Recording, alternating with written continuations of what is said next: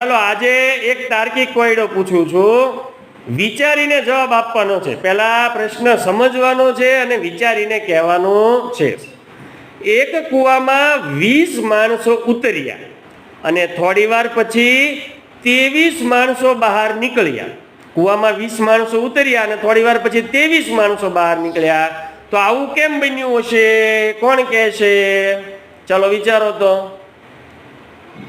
બોલો શ્રદ્ધાબેન. નહીં, પાછળથી નહોતા ઉતર્યા. બોલો જિગ્નેશભાઈ. ત્રણ અંદર ભૂત નહોતા ભાઈ. બોલો ખુશાલીબેન.